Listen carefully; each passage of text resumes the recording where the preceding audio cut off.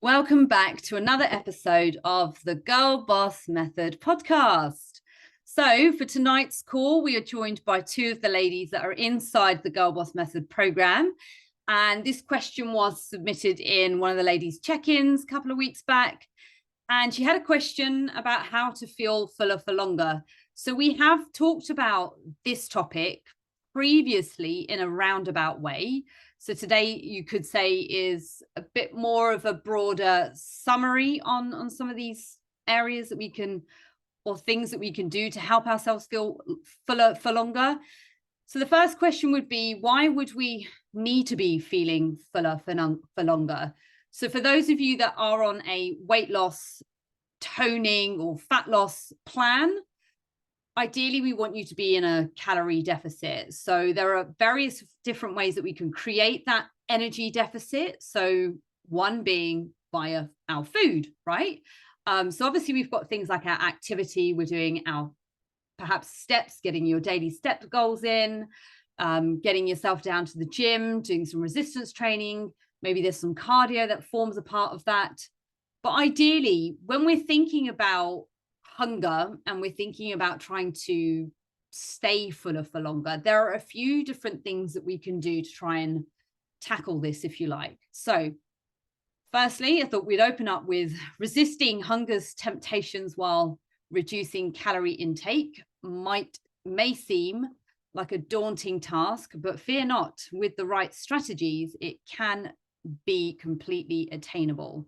So you can do it, but there are methods to this madness anyway for creating it.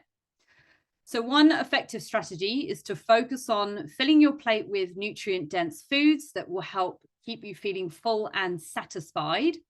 So we can incorporate plenty of fruits, vegetables, whole grains, and lean proteins into your meals that can help you stay on track with your calorie goals while still providing your body with essential nutrients. So that's really, really important. So we don't want to kind of head for like 3-day water fasts or starvation tactics and snacking and picking. Ideally, you want to try and really get more out of your meals that are kind of warding off you constantly thinking about food and hunger and just almost like drip feeding your body with energy. Another helpful tip is to listen to your body's hunger cues and eat mindfully as well. So when you are actually eating, take time to savor each bite, chew slowly. So actually chewing slowly, slowing down that mastication is actually going to help produce more digestive enzymes and stuff. And they're going to help release things that are going to help you feel fuller. And by chewing slowly, you're actually taking that time as well to mindfully connect with your meals. And I've talked about this before, but trying to stay away from things like phones and television screens, things that are not going to allow you to really focus on that meal. So yeah, pay attention to when you start feeling full as well. And this can help prevent overeating and allow you to enjoy your food. But if I bring it back to having distractions when you are eating, like you're not really connecting with the meal that you're having. And like with that, are you actually understanding that you're full? Are you allowing yourself time to digest food and take it in? Are you allowing yourself to, to have sips of water? And yeah, are you taking yourself, like, are you just taking your time or are you just shoveling things in? So, and then again, like we've all been there before, especially when it comes to things like snacking and stuff. And you're watching telly and you've got snacks and all of a sudden like you're like, where's the rest of whatever I put in this bowl, or where's the rest of this packet gone? So again, it's just really thinking about paying attention to eating. I'm always a big fan of this and I'll always talk about this, but prioritize your protein. Your protein is the most satiating macronutrient. So you want to include your protein-rich foods. So we've got, yes, your lean meats, your poultry, fish, eggs, dairy products, legumes, tofu, There are obviously various other ways that we can get protein in for those of you that don't really have a lot of meat in your diet. So you've got tempeh, we've got seitan. You can also utilize things like protein powders and stuff. They're quite good for helping the macronutrient composition of your meals, if not your whole daily intake. So these are going to help you feel fuller for longer. And ideally, when we're thinking about protein and protein targets, we're looking at 1.6 to 1.8 grams of protein per kilogram of body weight. So for those of you that are starting your tracking journey and you're only getting like 50 grams or 60 grams of protein per day, we really need to rethink things, and we need to try and think a little bit more about prioritizing that protein, especially if you feel like you're just constantly at that point of hunger and all you're thinking about is food and you're just snacking and picking. By having more protein within the meal, especially, you're going to help that. And I know that, Rebecca, we've worked with you on this quite a bit recently, especially when it comes to your breakfasts. Yeah, definitely. It's just about feeling fuller for longer through the main meals as opposed to needing to snack in between. That's what I'm trying to cut down on. So this has all been really helpful, and changing my breakfast has made a massive difference to how long I can go until I need lunch. No, that's really good to know that it's had a really positive effect as well. And thank you so much. So also we want to consider things like our healthy fats as well. So yes, fats are calorie dense. So I'm going to put the question out there and just ask you, do you know roughly how many calories you get per gram of fat? Anyone? They are calorie. Yeah, go for it. Not a clue. Not a clue. No idea as well. No idea. So it's actually 9 calories per 1 gram of fat. Right. So if we look at this in comparison to like protein and carbs are actually matched. They're both 4 calories per 1 gram of each macronutrient. But it's not to say that all of a sudden we're going to become like anti-fats. We really, really need fats. Fats are really important. You know, they're going to help you feel satisfied, and they enhance the satiety of the meal as well. They make those meals feel a whole lot more enjoyable. Like, you know, again, cooking with fats and having fats, we need them. And ideally, for most of you, I set your fat calories at around 25 to 30% of your total calories. And the reason why we do that is we need fats to help with so many different things, and especially like hormonal health as well. I know that's a big thing for a lot of us. So it's just really to ensure that we're not neglecting that. So other things that we can do is having fiber. Okay, so believe it or not, a lot of people are actually, they don't get enough fiber in their diets. So you girls definitely do, because I see you including things like, you know, your fruits, your vegetables, your whole grains, your legumes. Amy shared her wonderful dinner with me this evening. So yeah, they can help sort of bulk out your meals as well and help you feel full without adding too many calories. So increasing your fiber intake gradually and staying adequately hydrated can prevent discomfort associated with sudden dietary changes, especially if we suddenly increase our fiber intake. It's really important that we're increasing or gradually working with that as well. So again, consume variety. We love variety of fiber. So fruits, your vegetables, whole grains, legumes, nuts, seeds. And we want to ensure that we're getting a balanced mix of those soluble and insoluble fibers. We'll talk a little bit more about this in another training. So I want to do like a full on fiber. I think a fiber focused chat would be really good. Again, you want to aim for about 25 to 30 grams of fiber a day. And what's really interesting about that is there are diets that kind of you know, they kind of very anti-carb and stuff, or anti-fruits, or anti whatever, right? Keto, paleo, whatever, or paleo. And again, they might be having lots, you know, the protein and the fats, but they're neglecting, you know, they're lowering the carbs, fine, right? That's one way to do things, to create an energy deficit, but they're actually lowering the fiber intake as a result as well, which is not good for us, and we need fiber, right? I don't need to explain that now, but we'll go into it in a little bit more detail, but it's really important for us. So, which brings me on to staying hydrated for better health and hunger management. So your thirst can often be confused with hunger. We've heard that quite often. Drinking water regularly can reduce those cravings and again promote that sense of fullness. We've got herbal teas, broth-based soups as well. This is all about hydration. It's going to help increase that fluid intake again. And yeah, adequate hydration is crucial for controlling your hunger.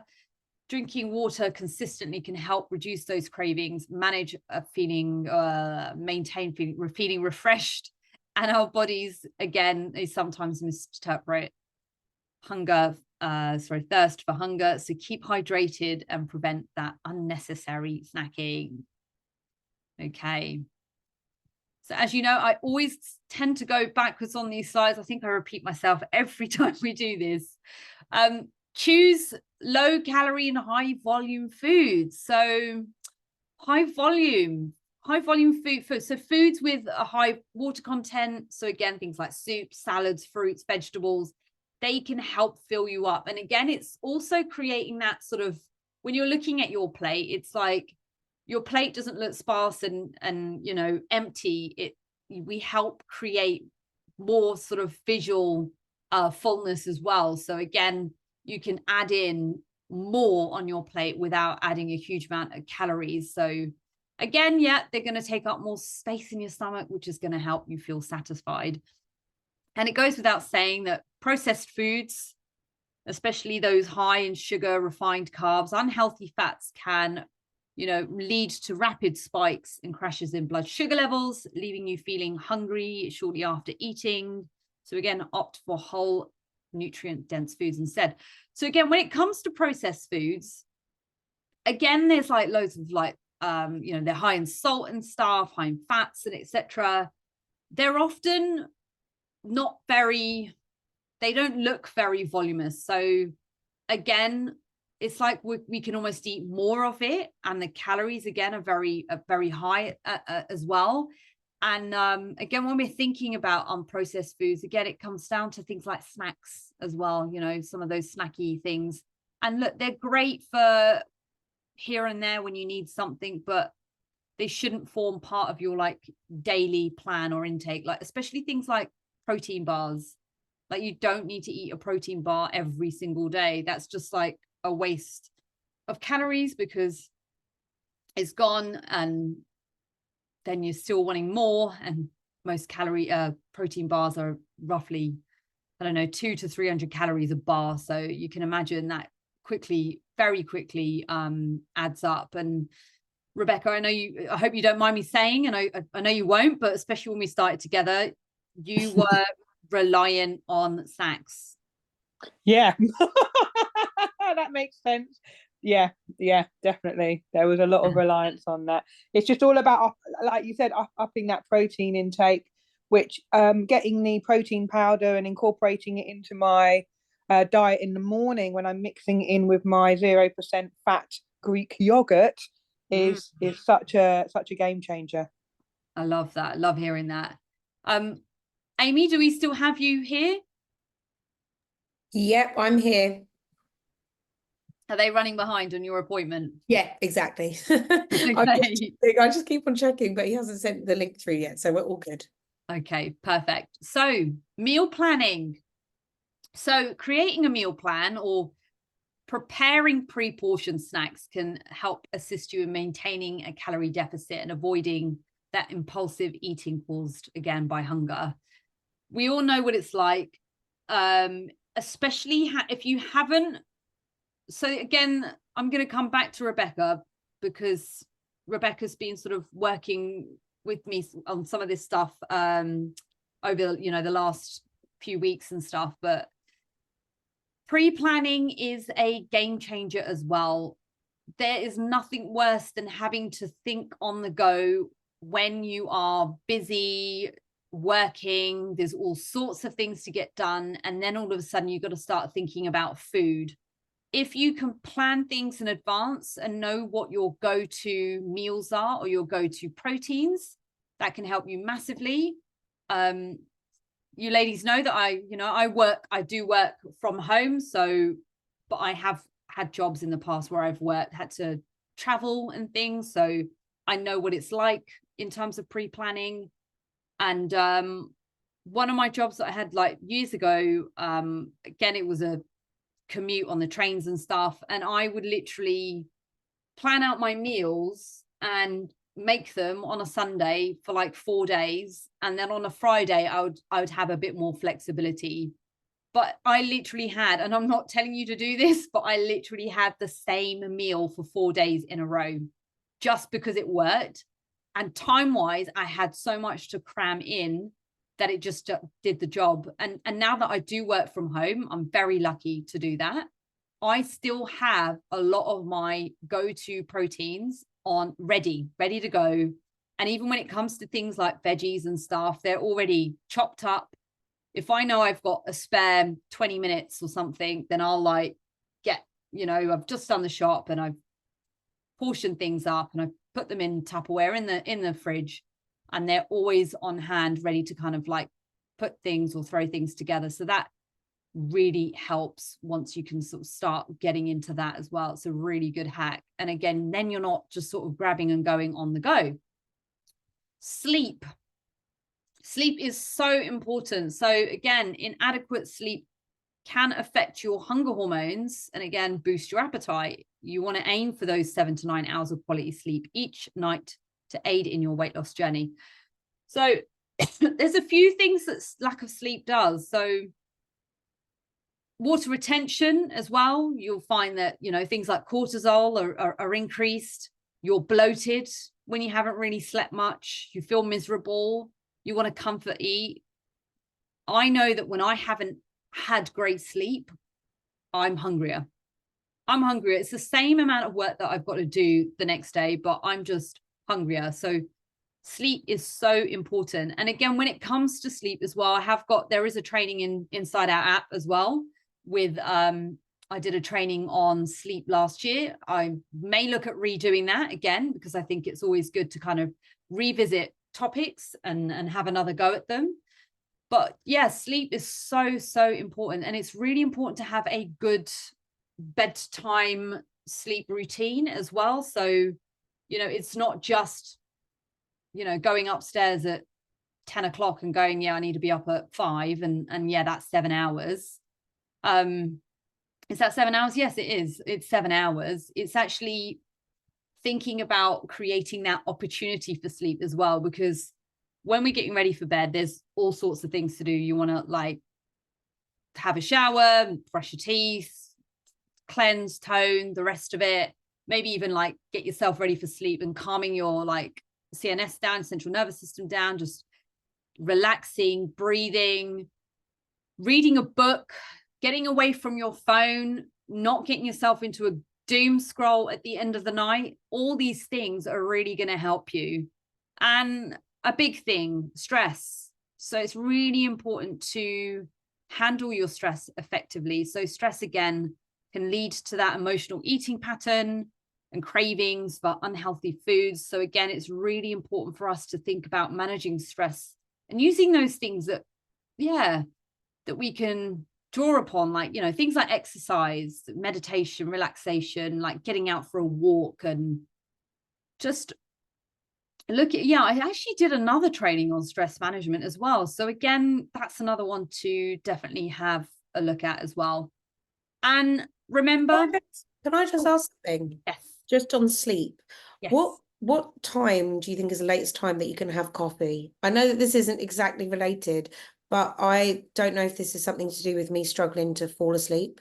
If I'm having a coffee at like 3 p.m, 4 p.m. And is that a good way to keep yourself full, or is that absolutely not a good way to keep yourself full?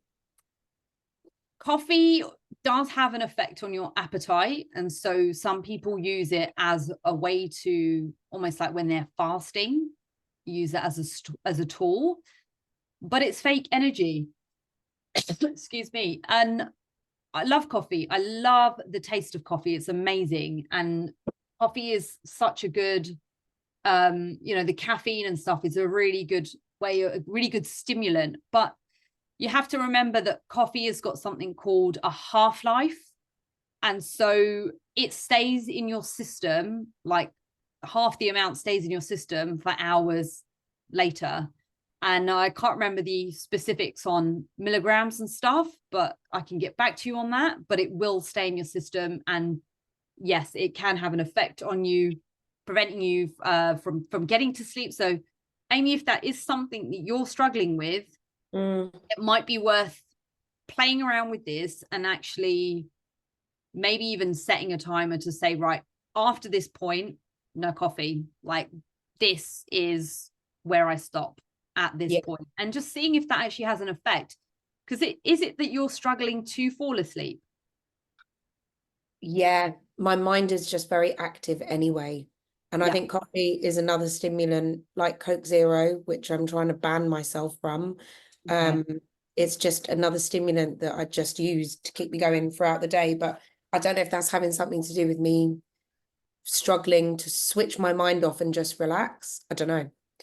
I think so. I think that's actually really valid. And I mean, Coke Zeros, how late into the day are they? And is it because you like the taste of Coke Zero, or is it that you're drawn to them because they're 0 calories?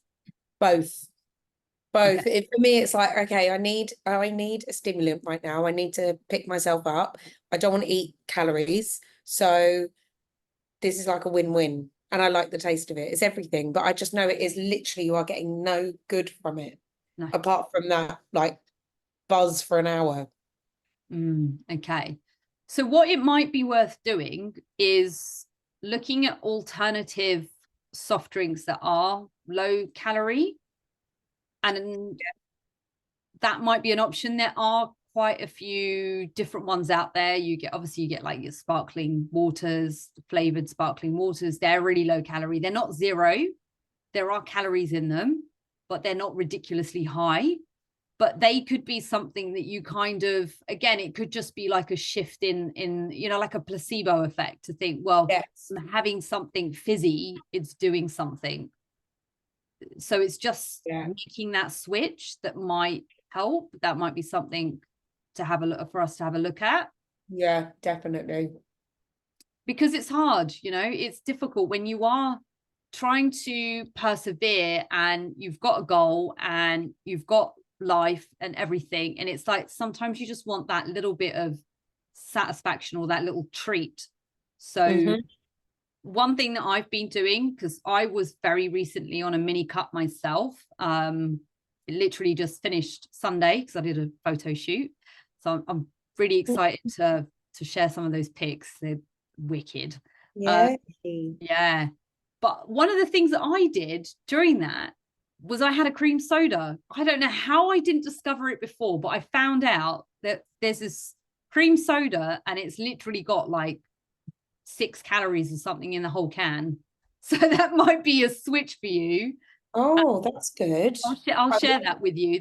I think there's a few from this brand. I won't mention the brand now, but there's a few on that brand that have a few versions. But again, there's so many options out there, and it's, your dentist will probably be happy you making the switch anyway. Yeah. But yeah, there are always options. Yeah. So I'm just going to read this last. Hopefully that answers your question for now. Yeah, that's perfect. Thank you. Okay. So remember, it's important to be kind to yourself on this journey, and making sustainable habits or sustainable changes to your eating habits takes time. So you have to be patient with yourself. You've got to celebrate those small victories along the way. By incorporating these strategies and staying committed to your goals, you can successfully resist hunger's temptations and reduce your calorie intake with confidence.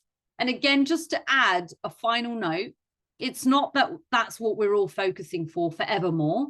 We don't want to be on ridiculously low calories, but there is obviously, when we are thinking about creating an energy deficit, that it will happen for a short period of time. It may be a large deficit that we head for, or it may be a smaller deficit that we work through a longer period of time. Again, it really depends on where you are on your journey and what your goal is as well, because we've got to live life.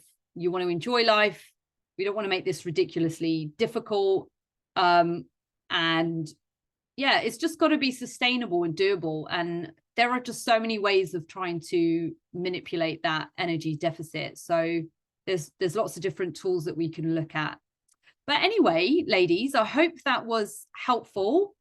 The ladies, you guys can stick around for a couple more minutes, and I'm going to wrap up this podcast. So for those of you that have been listening, this has been the Girl Boss Method podcast. And if you've got any questions, you can shoot me a DM on Instagram. You can find me at Richubra. I will spell that out for you. That's RICHUBRAR, and we'll see you here next time. Thank you.